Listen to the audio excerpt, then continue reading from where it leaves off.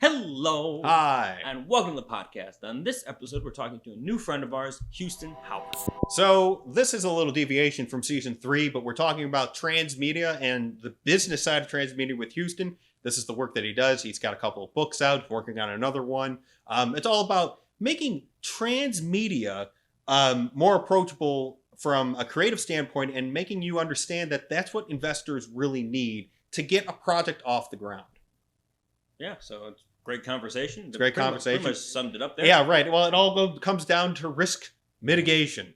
Risk mitigation. You got to understand that these people that are investing in your project, in your creative project, they're taking a risk. And the best thing you can do to mitigate that risk is build an audience. So that's what we dove into. It's a fantastic conversation. A lot of real world stuff too, stories that Houston had. Enjoy the show. Enjoy. All right, great. Well, we're in conversation with Houston Howard. Houston, we usually get started with you giving us a little information about who you are and what you do. Sure. My name Houston Howard. I am a transmedia designer. I own a company called 1-3 Creative, and we focus on something we call Super Story, transmedia, multi-platform, whatever you want to call it. We call it Super Story. But we focus on creating, internally developing creative content that fits a multi-platform model. We also do heavy consulting with projects, both independently and in the studio system, that are looking to optimize their projects for a multi-platform transmediated play. I've written a couple books on the market. Make Your Story Really Stinking Big, and You're Gonna Need a Bigger Story, which is the latest one I wrote. Just actually released a companion to that called You're Going to Need a Bigger Workbook, which is sort of a practical walk through the process of building out an IP optimized for multi-platform expansion. I speak all over the world about multi-platform transmedia stuff, preaching the good gospel of transmedia. I've worked in the video game space, film and television space, work in the music industry, helping develop stories in that respect, publishing both independently and not. So sort of all over the map when it comes to my career path, but it's been good. Very much like the transmedia model, I've transmediated my own career. So I do a little bit of everything in a lot of different ways that all work together for sort of one conglomerate of a career. But I originally started off as a lawyer. I graduated law school and then I had a focus on film and entertainment law. And then much to my mother-in-law's chagrin, I decided not to be a lawyer and decided to get on the other side of the transaction, got more in the writing producing aspect of it. And then getting into writing producing just sort of grew into this multi-platform guy. And it's been cool. I've been able to work with a lot of awesome people on a lot of awesome projects, from Mattel to Disney Imagineering to Fox and CBS and some really, really super cool independent creators. So so that's like my basic comic book origin story there. That's being a comic book. One of the things that I think I love the title before you get into that, I just want to just for this. I know we usually don't interrupt people or each other, but no, you can get back to this point in a second. I do want to just point out that this is a deviation from what we've been talking about so far on season 3. We've been diving into a lot of different story worlds. However, when we met Houston, we felt like it was so important to, not be so beholden to just talking about story worlds, but actually talking to people that are making, shit happen, for lack of better words, like actually putting this model of transmedia and why it's so important. And we're going to get into a whole bunch of different stuff like that. So even if you're like, oh, the story world, I don't get to dive into a new story world this week, don't worry. This is the kind of stuff that if you're a creator, you need to hear, you need to start to understand what game is actually being played. Jack, please go ahead. back on. I really like the title of the book. You're going to need a bigger story, because I think for a lot of creators and I think for a lot of people, everyone, it's all about distilling stories. Like you have to make it and that's true. But I think sometimes you can narrow your focus too much, especially when you're trying to build IP. When you're that's really what the game is. It's an IP game. It's IP grab. People won't buy something if it's a one-off thing. rarely. It's not the 90s anymore. You're not buying a independent film. People are buying franchises. That's what they want to buy. And nowadays they seem like it's like monster universe, let's do it, and they don't even know how to do it. They just know that they have, well, everyone likes King Kong, everyone likes Mothra, God. Everyone likes Godzilla, let's put them all together. And those movies make money, and that's why they keep doing it. And so when it's like you have to make it bigger, I think it goes to the whole part of like I think the most generic explanation is the tip of the iceberg. The story you tell is actually being supported by a bunch of work you've done behind the scenes. But now it's very important for you to say, hey, look at all of this behind the scenes stuff. Look at where all this can go. Look where this audience actually knows all this stuff, and wants to see this thing produced. But this is like what they're interested in, And so I really think that, and I think that every creator right now is like, hearing that is like, oh shit, I could do that. Like I can make a universe, I can make a living, breathing world and can tell multiple stories within that universe. I think it's really kind of it's a daunting task, but it's very exciting to be able to explore a bigger realm of creativity, especially when we need so much content. Sure. No, you're 100% right. I mean, from my perspective, when I was coming up with the title of the book, you're going to need a bigger story. It's, one, it's obviously a riff off Jaws, which was sort of the first big, original blockbuster. But ultimately, I'm just a big believer in vision, that you have to have a vision for your IP, that you have to have a growth plan for your IP.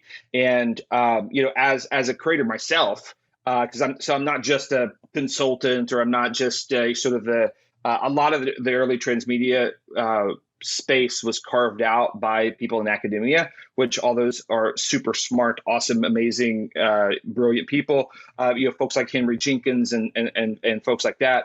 I'm not quite as smart as those people, and so I'm not an academic. I'm more of a practitioner. So it was real important for me to try to pull down the transmedia conversation, try to pull it out of the clouds and into some practical application, because that's something that when I started first getting into the space that I really wanted, and so when it comes to building IP and building just starting a project. I don't know about you guys, or I don't know about anybody else you've talked to here, but usually when you talk to creators, they're working on these projects for years, and they're sitting with these ideas for a long time, and you invest in them, and they feel like your children. And when I have a project that I pour into for a wild amount of time and do intense development, I don't want it to be a one-off. I want to continue to keep doing something with it, because I don't want it to end. And so I want, just as a creator, I want some sort of path forward beyond just the first thing. And I just believe in just regular business that scalability is important for a brand, and how where can this go after the initial offering? How big can we make it? How far can it go? And scalability is a thing that's a normal aspect of businesses. Right. And the more scalability you have, the more attractive you are to investors and things like that. And especially for independent creators, you quickly learn how important it is to be attractive to investors. And it has to make basic business sense. And whenever you talk to an investor, they're sitting there looking at business plans all day that have 2 to 5 to 10 year plans for the business. Where's your coffee shop going to be in 2 years? Where's your coffee shop going to be in 5 years? Where's your coffee shop going to be in 10 years? When you ask a book author or a short story writer or a screenwriter, where's the brand going to be in 2 years? Where's it going to be in 5 years? Where's it going to be in 10 years? They can't answer that, because they're like, dude, I'm just trying to make my movie. But the fact of the matter is, when they go out for private equity investment, that the investor is looking for the growth plan, and they don't have one. And so that then it's harder for them to pull private equity. Then they have to go to Kickstarter. Then they can only get like $10,000 to do their movie, and et cetera. And it's just so this no distribution plan or anything else like that, and it's just going to die someplace. But like even what you're just saying there, it has to make business sense, right? And that's where Transmedia or building a superstore, however you want to come about, or what angle you want to come at it at. It has to make business sense, and it doesn't make business sense to do one movie. It doesn't, because there's so much more opportunity out there to continue for. I mean, we know a few people that are very much in the independent, they like love film, and they have they have their one movie that they want to make, and they want to sell it at Sundance, and then they want to follow the Tarantino recipe, right?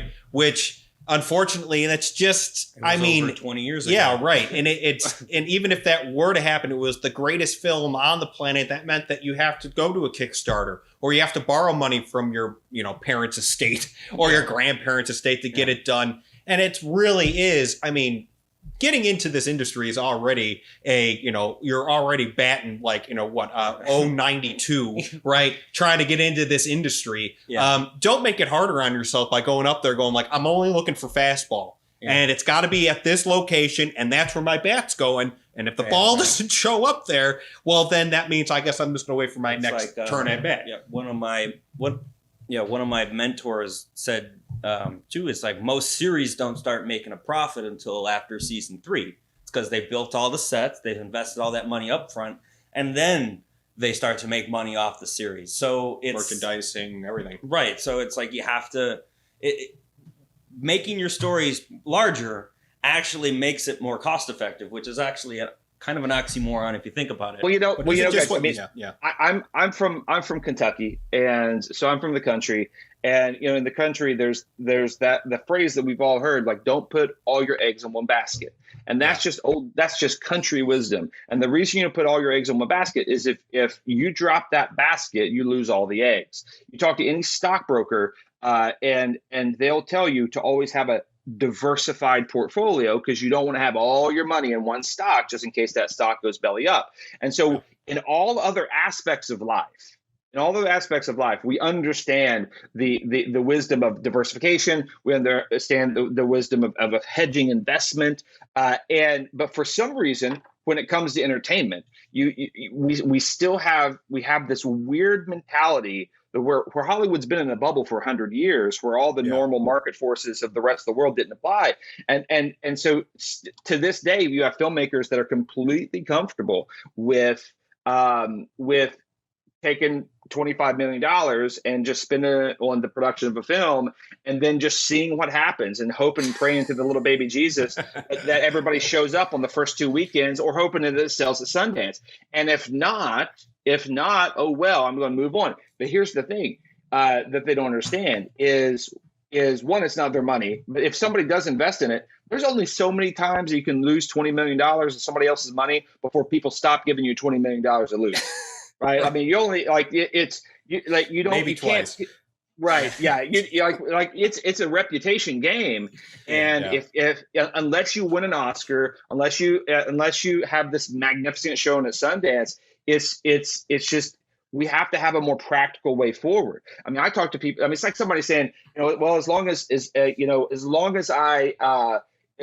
I'm as talented as Michael Jackson, everything will be fine, right? As long as I can do what Beyonce did, everything will be fine. And yeah, if you're as talented as Beyonce, the rules change for you. But guess what? 99.999% of people aren't. We, like the mere mortals, like all of us, we have to now have just a more sound approach to market, and we can't be bit by the bug of, ooh, this person won the lottery, so that means I'm going to win the lottery. That's not the way life works. Now, if you have a more sound approach and you end up winning the lottery, mazel tov, that's amazing, right? That's awesome. And I'm going to high five that person. But you can't build a business plan around that. And there's a practicality that's been lost in the Hollywood game.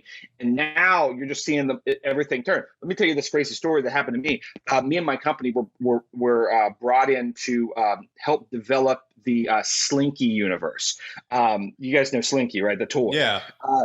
So several years ago, they had the ambition of doing something like Legos was doing, right? Like taking their toys and turning it into a creative universe. So we were brought in to do all the early stage creative development of building out the story world and figuring out the story potential and everything.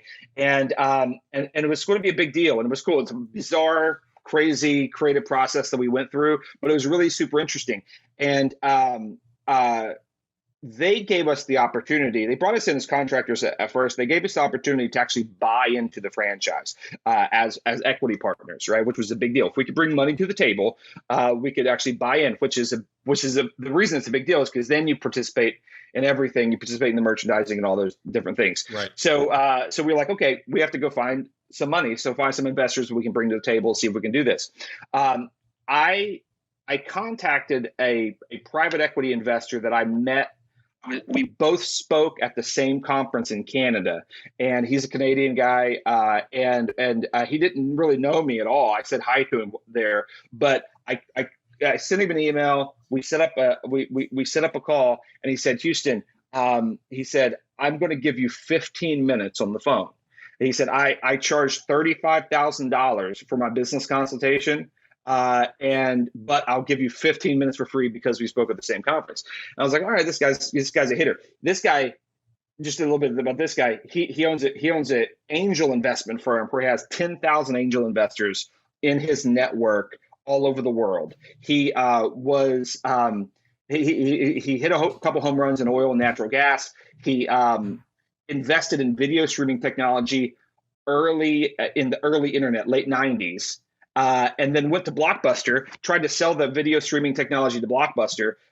They said, no, DVDs will never die. You're crazy. Then he went on, and obviously you see what happened to Blockbuster, but then he went and sold all that video streaming technology to a little startup called Netflix, and was one of the early like investors in Netflix. And so this guy's a hitter, right? He's worth hundreds of millions of dollars.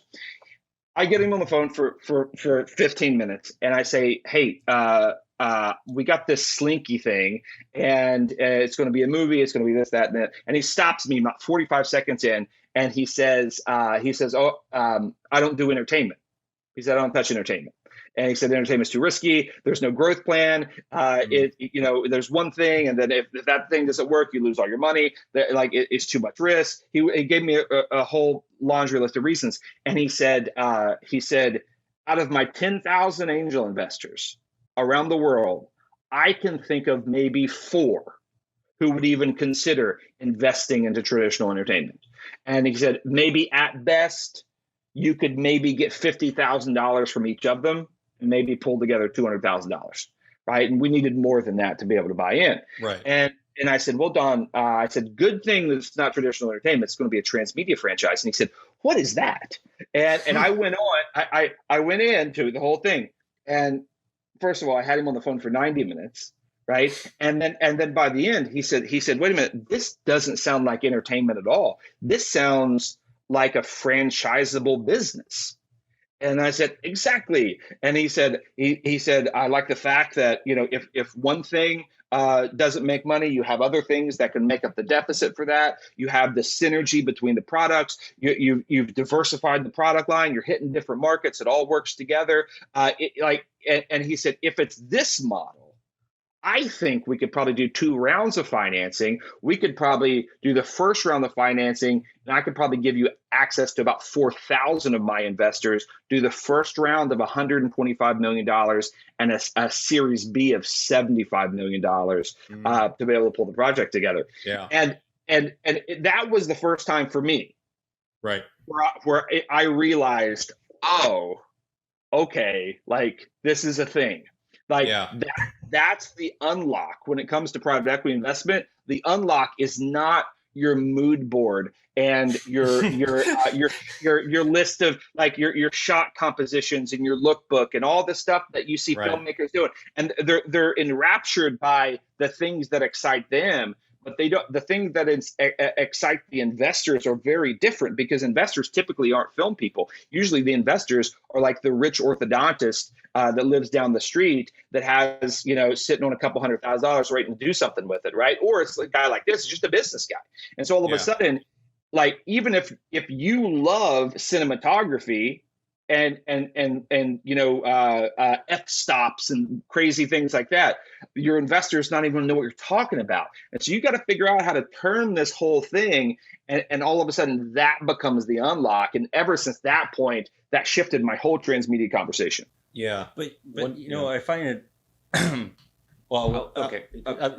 But I was going to say though. No. So But what I find very interesting about this is that I feel like the same conversation you had with that businessman, which excites the businessman, is about the franchise, about how many different things, how you're going to tie all these things in. That also excites the creator as well. Of course. Right. That, I mean, it's like, wait, hold on. You don't just want one thing. You want me to do more creative things? I mean, it's like... Right, but but what you just said there is the opposite, because that's like what the investor telling you want me to do more things, but it's almost like you have to plan, you have to, on your side, be like, I have to have these other things. No, right, but I feel like, and that's kind of why we work together so well, because he likes to work on the building out the other thing, and I like actually getting deep into the story part of it. And so it's good to have someone that can talk in both languages. Yeah. It's like he knows that these are what they're looking for, but then he can also flip that around and then talk to me and be like, this is kind of what we need you to do. And I'm like, oh, well, I could come up with 37 different storylines if you wanted me to. And he's like, well, actually, we needed 45. I'm like, well, so okay, get to work. Well, I'll go get to work. But sure. It's a model that benefits all three parties in the transaction. Something I call the golden triangle, right? So the golden triangle in any entertainment transaction, especially independently, are the investors. Right? You have the investors, you have the creators, and you have the audience. And all of a sudden, this model benefits the investor because it diversifies risk, it increases revenue opportunities, it lengthens the shelf life of the franchise and the investment, long-term investment, et cetera.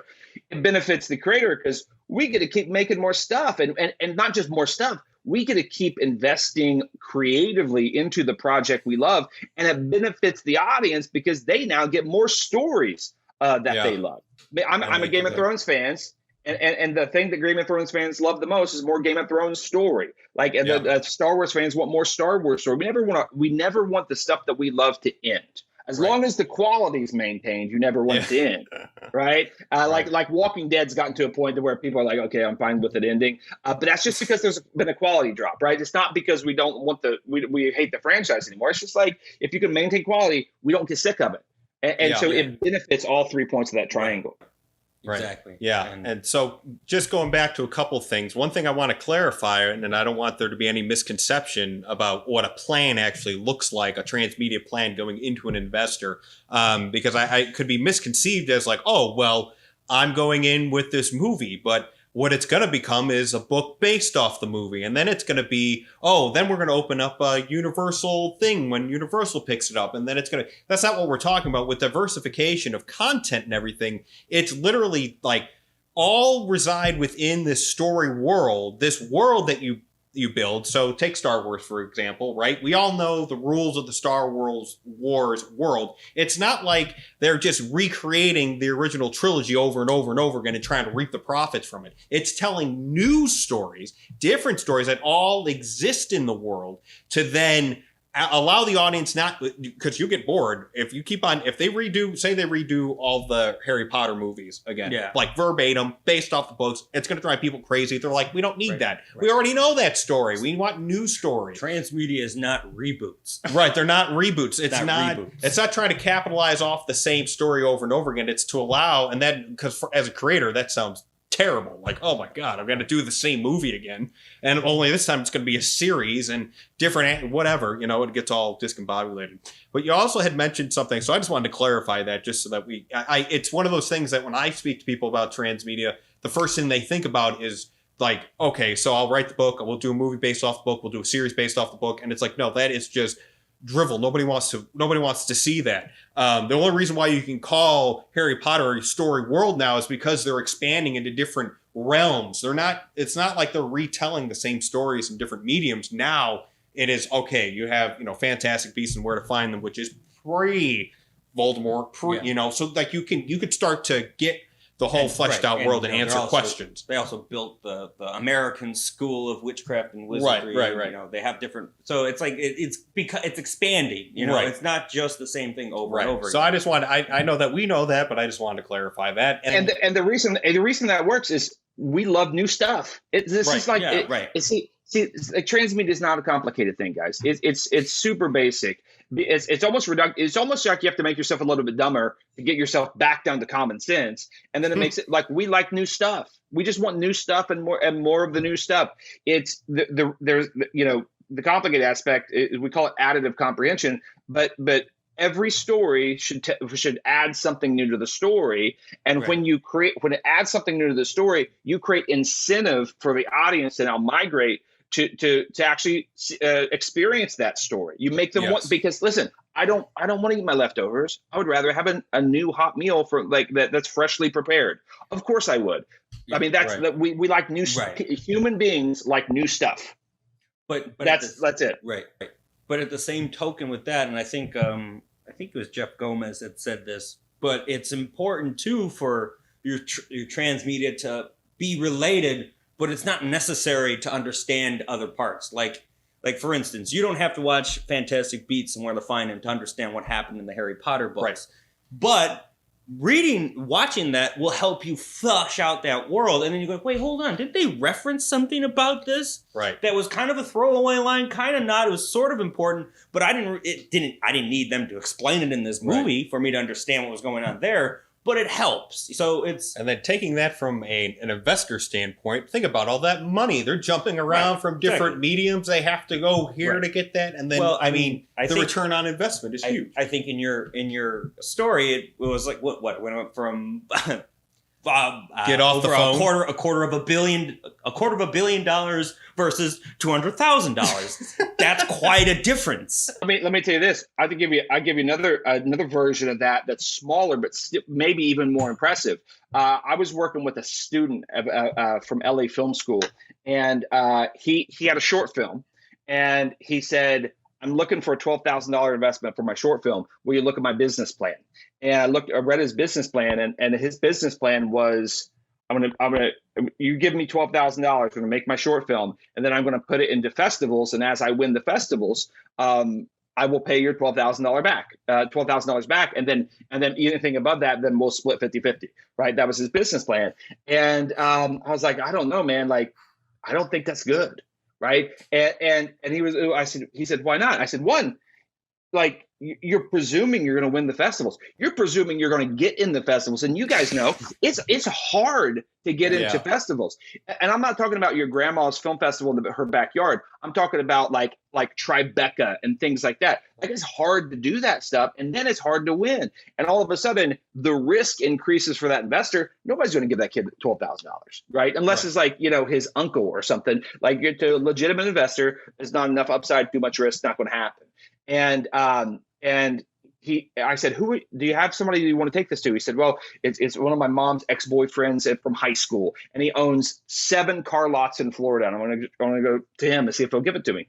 I was like, I just don't even do it, man. Unless you're trying to claim that you're like some illegitimate love child between your mom and him, I would like not even attempt it, right? And so he said, well, what do I do? And we took 3 days and we built this thing out, and we developed the story world. It was a super cool idea that he had for the short, but we developed the story world out. And we found some new story opportunities. We found a podcast in there. We found a self-published novel in there. We sketched out a 6-song EP concept album that would tell a story. We sketched out a feature film and a TV series, and we kind of put it all together to where they all connected, but at the same time could be parsed out with the craftsmanship. And we put it all into a pitch deck. And all of a sudden, he goes off to Florida to meet his possibly, love child dad from yesteryear. And he calls me 3 days later, and he said, "Houston, I got my investment." I was like, "Dude, you got your $12,000 investment?" He said, "No, I didn't get a $12,000 investment. I got a $230,000 investment." And I said, "Really?" I said, "How did that happen?" And he said, "Well, I showed him the deck, and I laid it out exactly the way you told me to." And the whole thing went into this is, you're going to give me $12,000, but that $12,000 isn't just going to go into the short film. That $12,000 is actually going to buy into the brand. And that brand is going to be made up of multiple things. And I'm going to make a short film. We're going to use the money to make the short film. When I release that short film, we're going to put it in the festival circuit. But simultaneous to that, I'm going to launch a podcast that we can do for $0. I'm going to use Anchor, which is a free podcasting platform, and I'm going to distribute it on Spotify and all the other, the Apple podcast store, everything. I'm going to do that myself with my buddies completely for free, and it's going to extend the story for the for the short film. I'm also going to start writing a self-published novel that I can do for $0 and get that on Amazon, right? And as the novel sells, you participate in the revenue generated from the novel. I have some buddies that he had some buddies that do music, and we're going to do a 6-song EP, put that up on Spotify. That is going to generate streaming revenue. You participate in the profit of that. But all these are different pieces of a larger puzzle. And so all of a sudden, the Spotify songs and the self-published novel and the podcast are going to lead people back to the short film. The short film is going to lead people back to these other things. And we're going to do that for 2 years and just build audience. Build audience, build audience, build audience. Once we hit a certain benchmark for the audience, then what are we going to do? We're going to go to the Hollywood studios and production companies, and we're going to shop the feature film. But now we're shopping the feature film with market presence. Right now, we actually have pre-awareness of the market. This is not just in my head; it's an actual thing that exists in the market already. And if we can sell that feature film, you participate in the revenue from that. And then if the film does well, and there's the fan base and sort of this cult hit, and it's great, then maybe we have a puncher's chance of also selling the TV series, which may take 10 years to do. But if we're able to do that, then you participate in the revenue from that, and all for the $12,000 into the brand. And you know what this guy said to the kid? He said, I don't know anything about entertainment, but that makes business sense. And then we actually put the car lot into the story in the story world as sort of like a bat cave type of a thing, and he loved it. He said now his car lot is actually going to be sort of a location in the movie, which he said people are going to come to the car lot just because they love the movie, because they want to take pictures with it, and while they're here, I'm going to try to sell them a car, and it's just going to make sense all over the place. So he gave this kid $230,000. Now that's not Star Wars money. Right, but that's money. $250,000. That's money, though. Yeah, the kid's he dropped out of school. He's in business, right? Like it's an incredible story. But that's powerful for independent creators to now not just to tap into the story potential of transmedia, but actually the market strategy of how to make everything work together. That's the most important part. To be able to make it make sense to that business person who, once again, not in the entertainment space, to say yes, this all makes sense. And even just going back to the car lot thing, what we see a lot on Kickstarters, and I'm sure you've seen this too, is people go like, oh, we're going to feature your business. You're going to be your location. You're going to get we did that with a motel that we shot at, and it's just so full of emptiness unless you take it from the standpoint that you're like this, where you're like, this makes business sense because of this, and then we're going to go here, then we're going to try to do that. We're doing that for 2 years to build this audience, which is ingenious, because then once again, as we know, and we'll get into that story that you told us about, that sci-fi thing that you tried to sell, that the guy was like, oh, well, it's not based off a book, but we'll get into that in a second. But like that, they're looking for IP, but they need to mitigate the risk. As a film, it's all about mitigating the risk. But even for the car dealer ownership, mitigating the risk, because now it's not, I'm just going to try to win film festivals and then pay you back through the money I get from that. Now it's, no, we're going to be doing that. But all these other streams, it really just reminds me a lot of what I always said with, I don't care what balloon goes up. I'm just hanging on to a whole bunch of balloons. And I don't care which one catches the wind. I'm just going with it. But you have to have all those balloons. So who knows, a podcast quite possibly could become the most popular thing there that goes out for like 5 years. And I talked to an investor who said, Houston, never bring me one project. He said, always bring me 10 projects. Because if you bring me 10 projects, then I know that 4 of those projects are going to fail and not make money.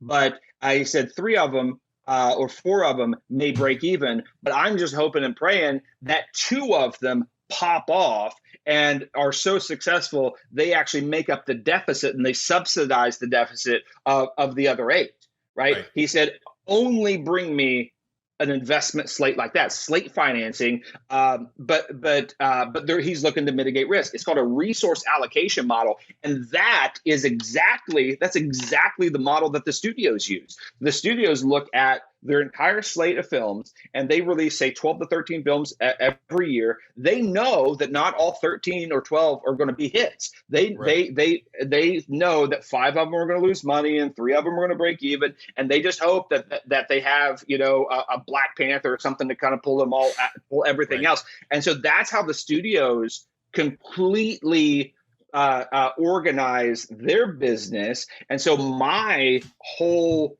the song that I've been singing for now several years for independent creators is, let's start adopting that thinking. So consider you, the creator, as the studio. And so all of a sudden now, don't just think of one thing. Let's think of the slate of things and how do we tie those things together so you create that synergy between the projects, right? Yeah. And then grow from there. Because then when you do, guess what? When you take it to the studio, it's going to fit their model even more. If you take something to Disney, right? I got a buddy that works at Disney. You take something to Disney, he says, when I get a script in front of me, before I can greenlight it, I have to take it to the licensing department, and then the licensing department has to take it and then check off, can this be games? Can this be toys? Can this be animation? Can this be this? And there's a certain number of boxes they have to check. And if they don't check those boxes, the film people don't greenlight the film. Right. And so now all of a sudden you as a filmmaker, that may frustrate you. Yeah. Right. But if it take 5 minutes to be frustrated and then just adapt to it, because that's the game. Yeah. Right. That's the game. And then all of a sudden use that as as insider strategy to say, now, as I approach my script, I'm going to ask myself, can this be games? Can this be comics? Can this be animation? Can this be toys? And I'm going to be checking those boxes creatively and organically in the story, so that when then I submit it to the studio, it's going to fit their resource allocation model naturally, which increases my chance for the sale, right? And so, but you can't pull that off unless you actually organically weave it into the story, which is the most interesting thing about this model, because it's not just business. Right. You have to pull it off from a storytelling perspective and make it seem non-engineered. It has to feel organic. It has to feel authentic. It has to feel real. And so that car lot, we sniff out product placement so fast as fans today. Yeah. Like you can sniff it out and it pulls you out of the story. You have to do your work as a craftsman storyteller to be able to weave that in to the point of where it doesn't stink. Right. And that's where the storytelling chops have to be able to pull this thing off. But if you can marry the business with the creative, now you have something special. Yeah, absolutely. Right. And this just leads perfectly right into this whole major discussion that we want to definitely have, which is the game that's being played, right? What game is being played in Hollywood proper as it exists at the moment? What game the creatives that we think the game is, which is get the best product, write the best film, write the best series, have this fantastic book that is just going to pop off like Harry Potter, and you're going to be able to convince somebody 100 based off of the creative to invest in it. And then knowing that that's the game that Hollywood thinks it's playing. However, they don't act in that way, because that's not the way the game has totally changed. There's a facade of a game, but underneath the actual game is, once again, just like what you said, can this be a game? Can this be a video? Can this turn into toys? Is this going to be around longer than 5 years? Is this right? What's the future plan? So I think a great way of segmenting into that conversation would be that story you had about you trying to sell this script that was exactly what the studio was looking for, that decided that they weren't going to do it all because that there wasn't a book. Not to say that I just gave away the story. Please, no. Go ahead, I didn't give away the story. Forget that. No. Yeah. No, you mean total well. It was I had an opportunity to pitch to somebody that had a production deal at CBS. They were looking for new sci-fi content for the CBS All Access channel. They wanted to go a little edgier since it was a streaming and not broadcast. They initially wanted to be more like FX was to Fox, where sort of the edgier content.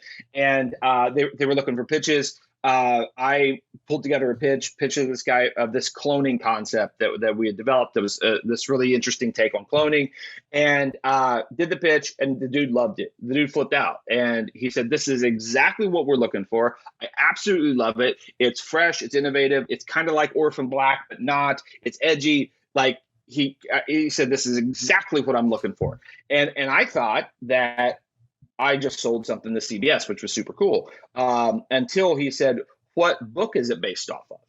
And I said, "It's not based off a book at all." And his shoulders like dropped down like this. It's like he's on Arrested Development. You know, you guys dropped his shoulder. And he's like, "Oh man," he's like, "It needs to be based on a book." And I said, well, why does it have to be based on a book? You love it. And he said, well. He said, "That's just the way it is. It's got to be based on a book." He said, is it possible that we could find a book that is kind of like this concept and option that book and then say it's based on that book?" And I said, "This is the stupidest conversation I've ever had with anybody in my whole life. You love it. You said it's perfect." And he said, "I know it is perfect. I do love it. It is exactly what we need, but I can't take it to my boss unless it's based on a book." And I said, "Well, why not?" And he said, "Because I don't want to put my ass on the line for you." And that's what it comes down to. And this is when I really started to realize what the game is in Hollywood is you have this huge layer of middle managers in Hollywood. And I call them middle managers. They are, but like they're executives, and they have fancy executive titles, right? And they're all super nice people and creative in their own right. But their objective is not necessarily to progress the industry forward at all in any way. Right? I'm not saying every one of them, but because I got a lot of friends who are great executives, but for the most part, the vast majority, the thing they're concerned about the most is how not to get fired. Right. Because like how do I play it safe? How do I keep my job? How do I continue to maintain my 6-figure salary and the choice health benefits? And how do I keep living in my gated community in Bel Air or Westwood? How do I keep my wife from having to work? How do I keep my kids in private school? That's the calculation. Because it's a lot safer to keep saying no than ever say yes. Because if I greenlight some independent, interesting, progressive script that is something fresh and new, and it bombs at the box office for 100 reasons that don't have anything to do with me, right? All of a sudden, there has to be the fall guy. Like the executive turnover in the industry is incredible, and something that a lot of time isn't publicized. But just like I said before, you can only lose $100 million so many times before nobody's going to give you $100 million to lose anymore. And when you're playing at the studio level, you're the one that took the risk. Therefore, you're the one to blame. So all of a sudden, they're looking to play the safest strategy every single play. What's the safest play that I can make? And the safest play that I can make is only greenlight things that have established pre-awareness in the market. Right. And so right now it would be much easier to sell the reboot of the Brady Bunch than for some unless you're like the top of the blacklist, that if somebody has like this cool, hip, original, independent script, but if nobody's ever heard of them or nobody has heard of the IP because it's not a branded IP, like the reboot of the Brady Bunch is going to sell 100 times faster, not because it's better. And this is the paradigm shift for me, is I realized Hollywood, the industry of Hollywood is not built around quality and talent. It's built around risk. Because people are trying to manage the risk so they don't get fired. Every now and then you have some companies like Blumhouse and people like that. Like in horror, you can take risk and it's fine to take risk. Like horror genre is pretty cool because they actually crave the originality. Outside of horror genre, everything is it's like a football team playing prevent defense the entire game. It's like you always you never throw the ball down the field. You never do anything risky. You just hand it off every time. Like you're never going to win a football game like that, right? But that's the way that it's played. So all of a sudden, I realized as a creator, I always just thought if I wrote a better script if I write a better, if I make a better movie, if I had the best ideas, I'm in. But that's not the game. That's the game that's what I thought the game was. The game is, how do I shift risk?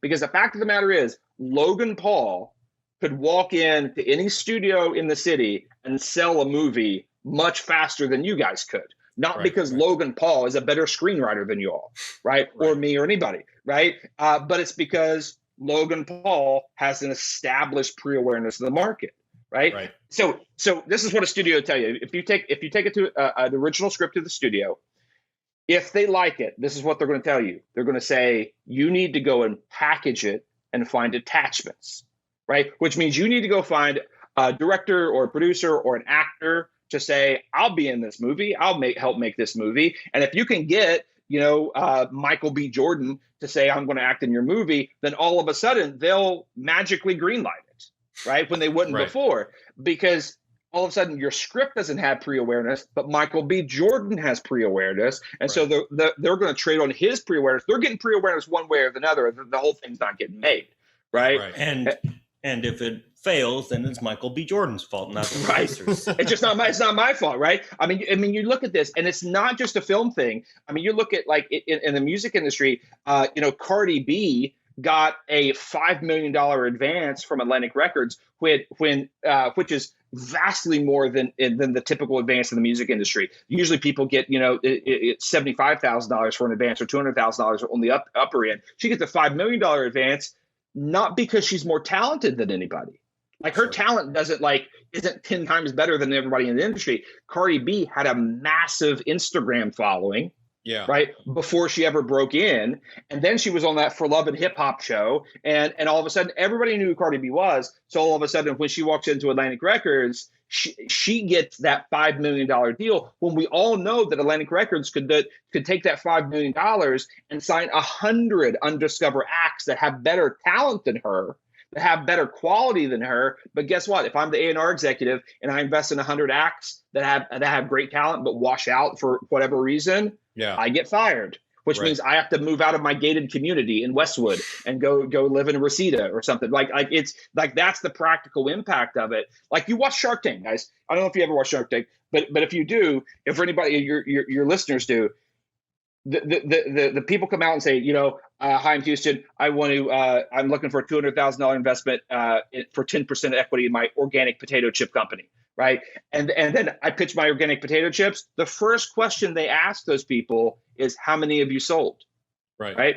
Why did they ask that question? They're trying to judge what's the market awareness. And if you pay attention, people who are what's called pre-launch, people that haven't put anything out, that don't have a record of sales, right? It's very, very, very rare that they ever pull an investment from Shark Tank because the risk is too high.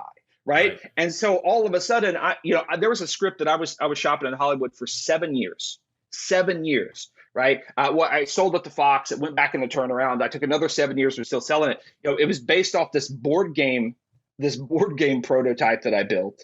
Right. And I thought, I want to sell the movie first, and then once the movie's out, I'll be able to then sell the board game and the whole thing from there. Right.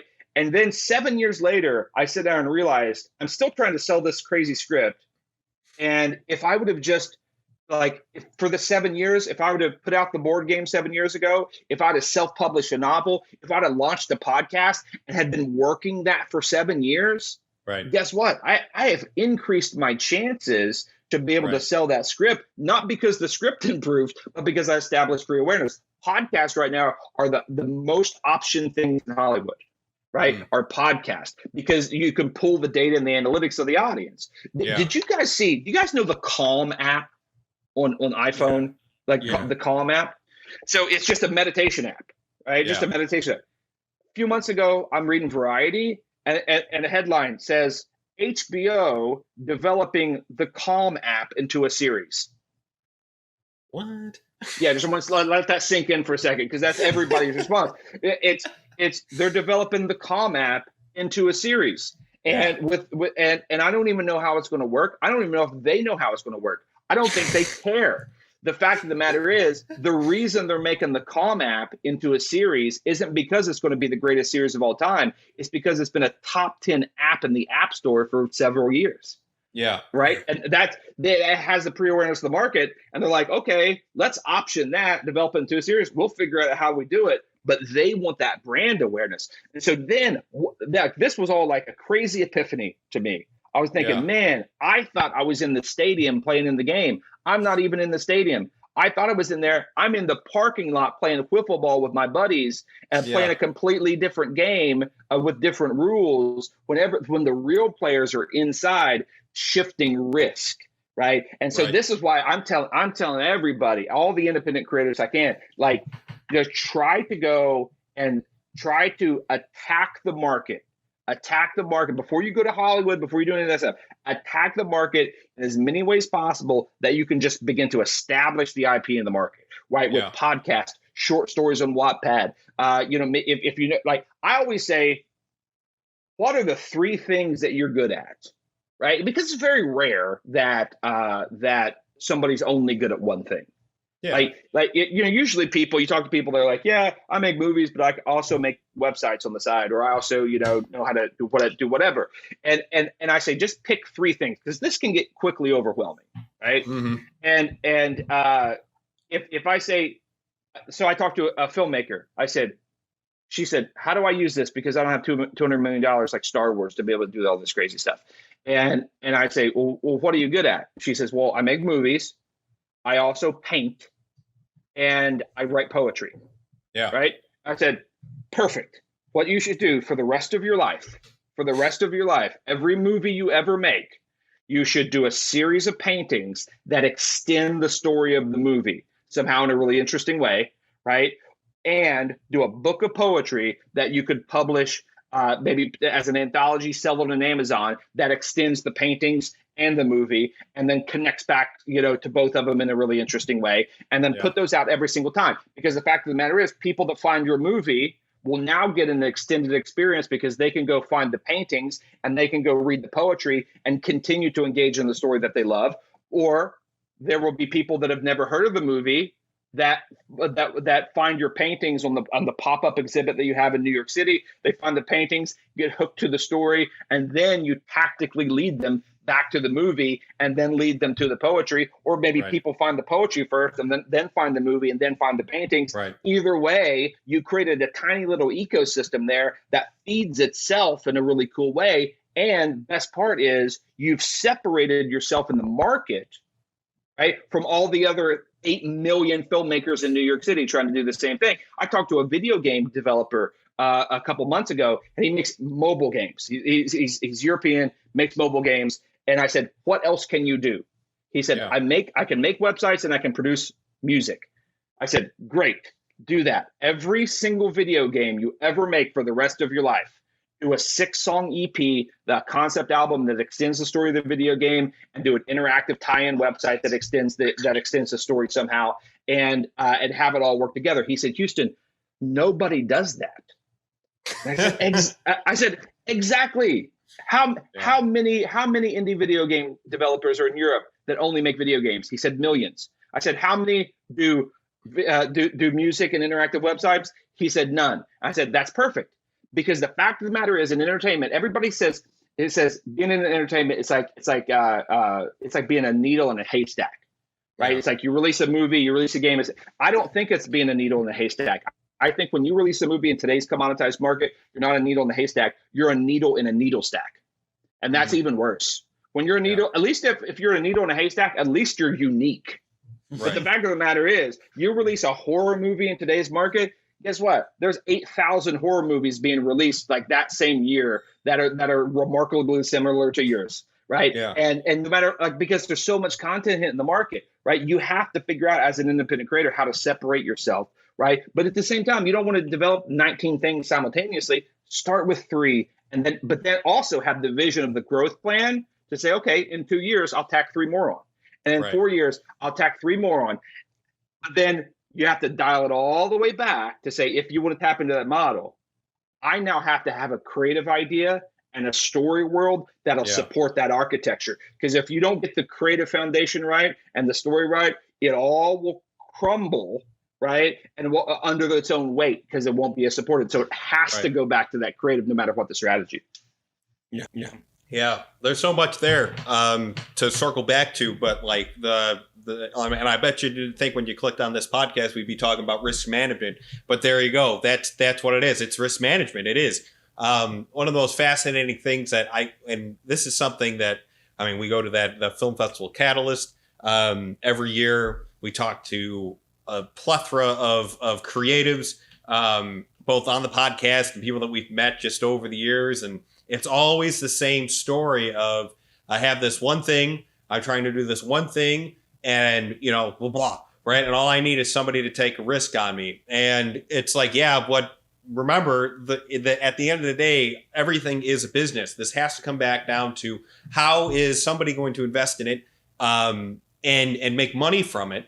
And how are you going to mitigate that risk? And it goes all throughout distribution and investment, and even other creators sign, like, go attach somebody to the film. It's like, I'm not going to attach my name to nobody if I don't think it's ever going to get made. So it's all a giant, like you said, it's an all giant circle that just keeps running around. You're a dog chasing your tail, when there are so many options that are so not expensive. Like what you just said about the podcast. We've kind of spoken a little bit of on the podcast about our story world that we're working on right now. It's starting off as a podcast. It's cheap. It's cheap. It's going to get the story out.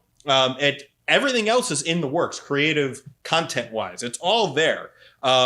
It has to start somewhere, and you have to start building that audience, and that's how you're going to get somebody to be able to take a risk on something. Is it's, hey. I got that, like you said with Cardi B, I have this audience already. So what? Are you not going to give me the money to produce this album that even if 25% of that audience goes nuts for it, that's huge. That means you at least know 25% are going to go nuts for it. It's not the fact that Hollywood doesn't want, or not Hollywood, but like streaming services and entertainment doesn't want original ideas. That's not the case. They just want to make sure they can tap into an audience that exists. Right. And the thing about, I mean, it's like, it's starting small, and then you can get caught up in the bigger people, because it's just the same reason why even Jerry Seinfeld's comedian Cars Getting Coffee got first picked up on Crackle or something. Yeah. Crackle, and then it got put into Netflix. Not even Jerry Seinfeld could sell his stupid thing to Netflix right off the bat. Sure. He had to do it. He had to prove it would work, and then it went there. You know, and it's like. Right. IP. Yeah. It's an IP game. It's an IP game. I had an investor tell me, he said, Houston, a great idea. He said, I have a scorecard in my head when anybody pitches me anything. And he said, when you have a good idea, it's worth zero. Because he said, everybody has a good idea. He said, if you have a good idea that's in some sort of like prototype form, of some sense, maybe a script or something. He said, maybe that's worth one, right? Mm-hmm. He said, if you can show me that you've actually released it into the marketplace in some way, that's worth 10. Mm-hmm. If you can show me you have audience that has been engaging with that stuff, that's worth 100, mm-hmm. right? He said, I don't even look at total numbers. He said, I look at trends. If you only have 2,000 people, but you're trending upwards, he said, I look at trends, and he said, that's what I'm looking for. I talked to another investor who said, when anybody comes to me for an investment, I make them go back and launch a Kickstarter for the first 20% of the financing. Right. Not because I don't want to, I'm cheap. He said, I want to see, one, he's kind of testing the creators to see if they have enough horsepower to actually finish something. But he said, I want to see that if there's an audience there. He wants them to generate some audience, and then he comes in with the back end 80% financing, right? Yeah. I'm not a business guy at all. Even though as much of this at all. I'm a creative, I'm a writer, right? But once I understood that that in order to get my stuff out there, I now have to somehow figure out what these people who finance everything want. That changed the game. And when it comes to a great story world, it's so basic, because if a great story world creates story potential creates revenue potential. Revenue potential makes buyers happy. That's what they care about. They don't care about your 3-act structure. They don't care about your act 2 reversal. They don't care about it. They care about revenue. You may not care about revenue as a cinematographer. You may not care about revenue as a writer, because you want to care about but they do, and they're going to pay for the whole thing, right? But here's the cool thing: is if you present a one-off script to an investor or to a studio, and that's cool, that's good, and they love it, right? That's nice. But if somebody else gives me a script that has a great story world in it, and it's a great story, both, right? Let's say they're both great stories, but one has the better story world, where I know, because I have good instincts as an investor or an executive, that because of this awesome story world, I can get 10 other stories across platform over the next 7 years, right? For this, all of a sudden, I can get 11 things here or one thing here. I would rather get 11 things for the same price as the one thing, right? And all of a sudden, like it makes intuitive sense to now approach things. How do I get as much story? How do I bake into the cake of my story as much story potential as possible? Because as you do that, everything becomes more attractive to the people on the other end, right? But you need to do it organically and things like that. I get it, right? Because there's a tension between the artistic integrity and sort of the engineering of it. I completely understand that tension, right? But we have to understand how both ends of the industry, how they come together and intersect. Because unless you're going to be a victim your entire career if you don't understand that intersection. Yeah. Right. And, and I think while there might be tension of not being super commercialized or whatnot for the artistic integrity, I feel like if you go to the investor and you pitch this type of content where it's building off each other, it really doesn't inhibit or what's the watered down? Not watered down. What's the word? I'm sorry. It really doesn't. Damn it, I don't know what the word is, but it really doesn't. What's that? God, it really doesn't hurt your heart. That's not even the word, but hurt your artistic integrity, or what's the word?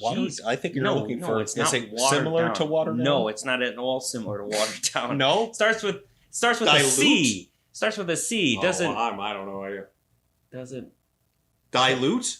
No, you just said that. He keeps saying the same thing over and over again. Watered down. Dilute. No, inhibit or concede. It's like concede. Constrict? No, not constrict. Okay, like well, this podcast is... But anyway, it's not going to be 7 hours long, but it really doesn't hurt your artistic integrity or inhibit your artistic integrity. It actually helps build it further, because now you're able to tell more stories. And you have to be more creative to do that. It's harder creatively to do that. Right, sure, exactly. That's what I'm saying. It's like that's what should be. It's like this is the challenge now. It's like when we were talking about one of the story worlds we were working on, we're like, well, we have to kind of make it into a video game. And I remember Frank saying that it was like, oh, it had to be in a video game. I'm like, well, you can't really, like, I was thinking in the old way of saying, like, well, you know what, you don't want to make it a video game because that'd just be boring. It's like why those 007 video games sucked. Like, hey, they all the Nintendo 64, they were fun to play against each other. No, but they all sucked because you'd have to do the little clip from the movie, and then you'd go, and it's like, I don't really want to play the movie because this isn't the same thing. Video games you experience it differently. But now it's like, oh shit, this could be the same world and a different version of that world, and you could reference it in the series. Right. You could say 10 years ago there was a big war, and then you'd be like, oh well, I wish I could see that. And then you're like, oh, I could play it as one of these characters that gets referenced, And that's just immensely more exciting. Yeah. I mean, of course. And it's harder to pull off as a creative. I mean, there's some super smart, talented, professional writers that that jump into projects with me, and you can see it on their face. You're like, oh shit, oh wow, and like like they start to like steam out of their head because you're it's like like when you watch Star Trek and they have like the multi-dimensional chess, right? Like they have the chessboard that are like right, like it's now you're not playing regular chess, you're playing three-dimensional chess, right? And it's harder as a creative, but I think, I mean, listen, I watched the entirety of the MCU through quarantine, and probably in narrative chronology order over probably 6 weeks of time, and I walked out of that experience completely convinced that it's the greatest cinematic achievement in history, because and people even though it's the most successful franchise of all time, you get the film people who don't call them movies, they only call them films, and they have like the swoopy hair, and they only watch black and white French films and Terrence Malick films and things like that. Like, those guys, like, which they're all Terrence Malick films are great, but Citizen you get Kane is the greatest film on the planet. Right? You couldn't convince them otherwise. Exactly, but then when you come in, it's like, dude, like you start talking about Ant-Man, it's like, oh man, you're like they recoil, right? But if you take any screenwriter and you have them try to write Avengers Endgame, where you have like 70 characters, right? And 5 storylines, and adding in time travel and adding all that crazy stuff. And you say, pull that off. Like, it's like, that's incredibly difficult. You would get Justice League. Yeah, right. You get Justice League. Fair point, right? It's absolutely like, it's mind-boggling how they actually landed that plane and were able to, it takes such a high amount of creativity and execution to be able to do that. Yeah, right. Absolutely right. Right. For landing the plane. And I figured out what the word was. It was concede. You don't have to concede your artistic integrity. I like that. In order to do it. Okay. Yeah. I completely agree. Sense. I've never heard that phrasing come out of your mouth. That's why I wasn't able to decipher. Watered down. Concede. Concede. Okay. Well, yeah. Houston, this has been a fantastic conversation. All of a sudden, the hour has just absolutely flown by.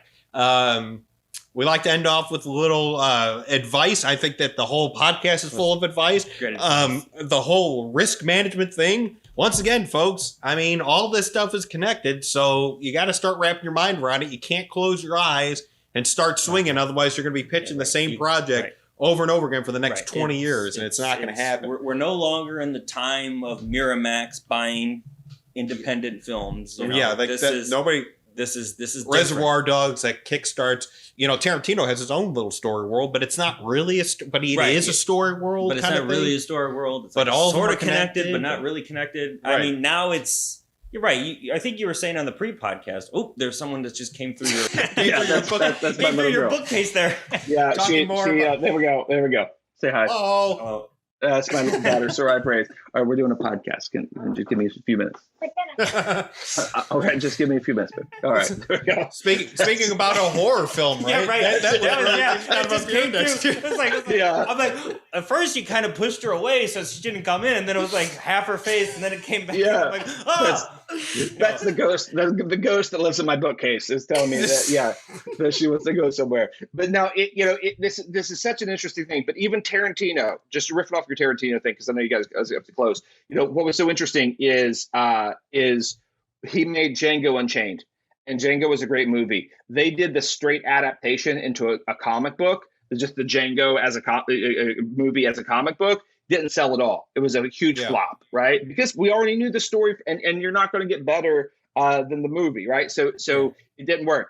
He then went and wanted to do the sequel of Django Unchained, and he went and pitched it, and he pitched it as Django/Zorro, and as the official sequel to Django Unchained. And they told him they wouldn't make the movie because they didn't like the Zorro angle because it was too bizarre. They wanted to drop it and just do regular Django 2. He said, no, Zorro's the only way it'll work. I want to do Django/Zorro as the official sequel to Django Unchained. And they said, no, we're not going to make it, right? Mm-hmm. So what did he do? He went and made that into a comic book. And so right now, the official sequel to Django Unchained is not a movie. It's a comic book, Django / Zorro, and guess what? Here's the punchline. That comic sold so well. Guess what's going to happen now? They're making the movie, right? Like all of a sudden now the movie rights to Django Unchained now have been swooped back up, and they're making the movie because it established pre-awareness of the market, established the audience, et cetera, et cetera, et cetera. So what's cool about that is, one, it reinforces the idea about pre-awareness, but two, what the transmedia model does is it gives creators more power over their IP. Like why would you ever let some rich studio executive tell you can't tell your story anymore? Like right. you're gonna tell me I can never tell another Django story because you won't make my stinking movie? If you won't make it, fine, don't make it. I'll go tell it in some other way, and that's empowering for a creator. Yeah, right? All of a sudden, you're not a victim anymore. You're now taking your IP in your own hands and going directly to the consumer. And when you establish that audience, all of a sudden, Hollywood changes its tune real fast. So my big advice that I give people is attack the market. Don't sit back on your own 1 yard line, chucking a Hail Mary, hoping somebody catches it, right? Like, do the hard work, the hand-to-hand combat to establish the IP in the market and attack.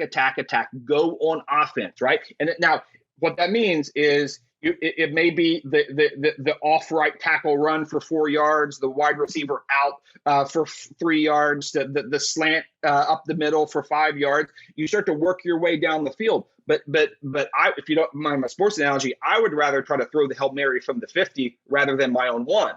And that's what you do as you do the podcast for 5 yards, the short stories for 6 yards. You do the web series for 10 yards. But see, here's the trick. Most people think if I'm starting with small platforms, I have to have a small idea, right? Or if I have a big idea, the only way to execute a big idea is if I have $200 million. I think the sweet spot is big idea, small execution, right? Yeah. Big idea, small execution. So dream big, do a big Game of Thrones, Star Wars, Lord of the Rings thing. Execute it as a podcast with a growth plan of how to go from here for 2 to 5 to 10 years. That's the best piece of advice that I can give. Yeah, right, exactly. 100%. And, it's like if you establish the short game too, this is true in football, you bring in that defense. You got it. And then you get easier to go over the top. Right, exactly. 100%. Right. You get them all confused. They're tripping over their shoes, right? You got the safety coming down into the box to stop the run, and it's just a beautiful pass down the middle. Exactly. Now, granted, hopefully you have somebody better than, Mitch Trubisky or prior with you, Andy Dalton, who is now a Bear, Joe Burrow and Justin Fields. If you're listening, we are hoping to God that Cincinnati-Chicago game is going to be pretty entertaining. Yeah, right. It'll be on prime time. You guys aren't. Right. Game two is Cincinnati. Hopefully the next couple of seasons it'll be primetime game. Yeah, right. Exactly. They'll be like, we got to get all these young bucks. Yeah, right. Hopefully maybe 5-6 years we get a Chicago Cincinnati Super Bowl. That would be like Joe, like that. If that happens, we're all getting together, sharing a beer. Oh, absolutely. Right. 100%. We'll be at the Super Bowl. Sweet skybox. Well, if it's in 6 years, there's a chance that it might be in Chicago because they're planning on moving the stadium out, or so is the whatever. They're moving. There's the stadium in Chicago. They put down a bid for a racetrack in Arlington Heights, which is about a half an hour northwest. I like it. Yeah. Well, see, they're trying to do the whole cowboy Raiders thing where they own their whole ecosystem of stuff. So I get that, but there's history in your guys' stadium. They can't tear down the stadium. That's another thing, too. They couldn't tear it down even if they wanted to. The Bears don't even own Soldier Field. It's owned by the Park District. Right. So there's a whole bunch of weird leveraging going on. We'll see what happens. We'll see. I mean, if they want to buy Soldier Field, they can. But it's also a really bad stadium to watch a football game in. Yeah. Right. I get it's it. It's the smallest and So we'll see what happens. They built it so close to the lake, too. There's not a lot of real estate out there either because you got Lakeshore Drive right on the other side. Sure. Unless they start moving the museums to make it into a Bears campus. We'll see what happens. We'll see what happens. Anyways, the only way that it could possibly be in Chicago is if the Chicago had a roof, which, we're very much against because, we have Jared Goff in our division now. And last time he played in Chicago in the snow, he looked like garbage. Yep. Partly because he is, but he looked like he confused an investor is what he looked like. yeah, right. That's exactly right. Right. You know They it, sold them off pretty as quickly as they could. Yeah. But anyway, so this has been a great conversation, Houston. We're going to have links to your books and to your website so we can check out and learn more, and then also contact information so that we can all, what we're trying to do here is build out more transmedia people, super story worlds, and continue to talk to more people. Yeah. Houston, we know that you have a story world or two that we could also talk about in more of a traditional format on our podcast, and then also as soon as we're ready, we'll jump on yours and we'll talk about our story world. So, let's do it. Yeah, ladies and gentlemen, this will not be the last time you see Houston on the podcast. So, absolutely right. Till the next time, thanks so much for being on with us. Thanks, guys. So that was a great conversation. I mean, we got to learn a little bit more about the practicality of transmedia and something, right? And how it's really it has to be seen as not a challenge or not as you don't have to concede your artistic integrity in order to build one of these things. It's become more imaginative, become a child again. Make it make sense. Like, do what you want to do. Just like what I actually did a very similar triangle that Houston did. It's good for all parties involved. Transmedia helps the investors get their money back and see the future of the business plan. It helps the audience have more content to interact with. And then the creatives play. Right. And if you want more creative content to interact with, we have stipulations that you could watch, which is always fun, or you could always find another Transmedia Project podcast that we did. The first 3 episodes of season 3 are all fantastic, so you should check them out.